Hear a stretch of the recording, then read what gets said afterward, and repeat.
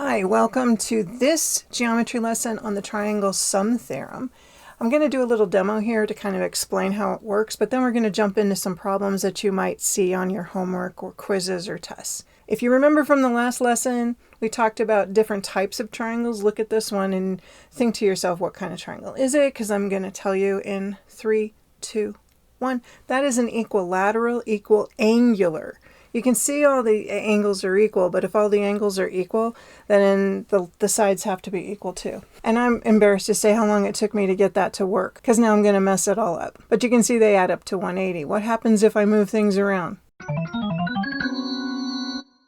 Look, I changed all the angles, and the 180, which is the sum of angle A, angle B, and angle C, that's not changing.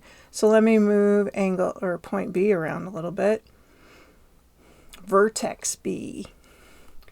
And playing with that, I'm still moving those angles around, but 180 isn't, and I haven't played with angle A yet.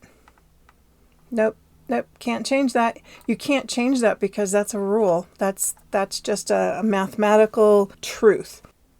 If you're taking notes, this is what you got to get written down. It's called the triangle sum theorem again. Angle A plus angle B plus angle C always will add up to 180. All right, I'm going to do this one for you. You could probably do it on your own, but just to make sure until you're confident, you got to find the missing angle. Now I'm going to do it like an algebra teacher would do it because, that's who I am.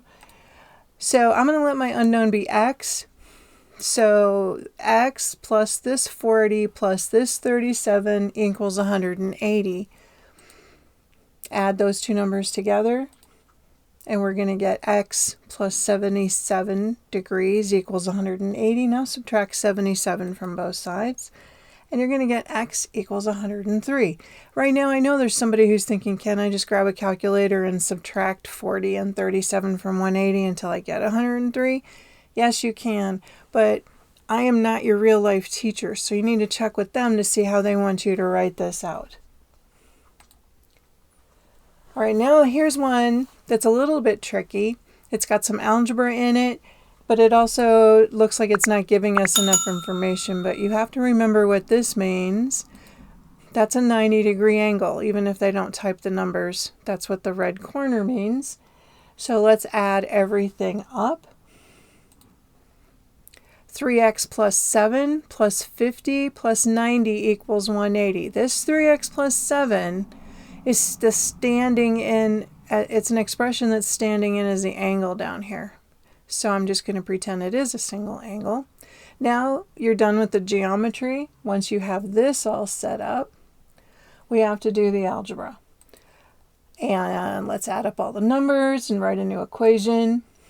3x plus 147 equals 180. Subtract 147 from both sides. 3x equals 33. And x equals 11. And since they only asked us to solve for x, we are finished with this problem.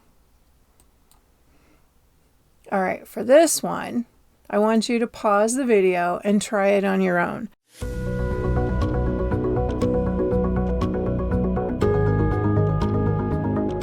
(72 plus 73 plus the 17x plus 1, which is an angle, all of that has to equal 180. Now I'm going to add up all the constants and come up with the equation 17x plus 146 equals 180. Subtract 146 from both sides. I'm getting 17x equals 34. Divide both sides by 17. X equals 2. Did you get that? All right. I thought I would do this one for you, but I bet you can do it, even though it's a little different.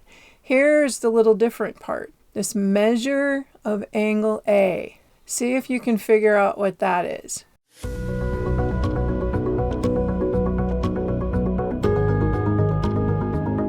I have the 5x and the 11x minus 8 is this angle here. So if I write that all out, I do not need to be too careful with my signs here because you're adding all of these. I'm not subtracting. So if I were subtracting, I would put parentheses around this, and then this little guy's sign here will change. But when you're adding stuff, signs don't change. All right, let's combine like terms. We're going to put the x's together, and we're going to put the constants together. And we end up with 5x plus 11x is 16x, and negative 8 plus 60 is 52. The next move is to subtract 52 from both sides.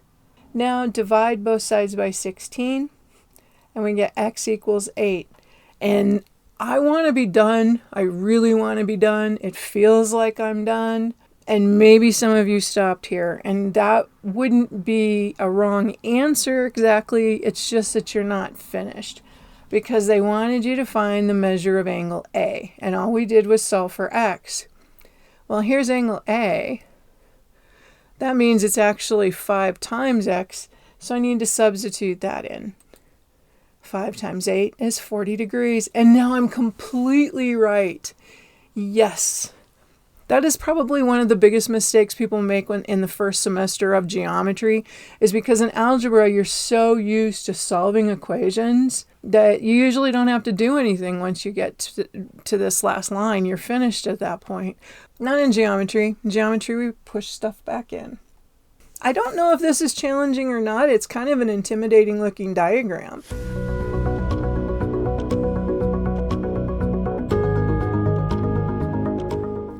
I've got two triangles sharing a part of a side here, and this is the angle that I'm looking for. I have to be able to use triangle sum theorem, and I can't use this top triangle only tells me that this angle is 25, but I got the 90-degree angle here, but the 90-degree isn't all in one triangle, it's in two triangles.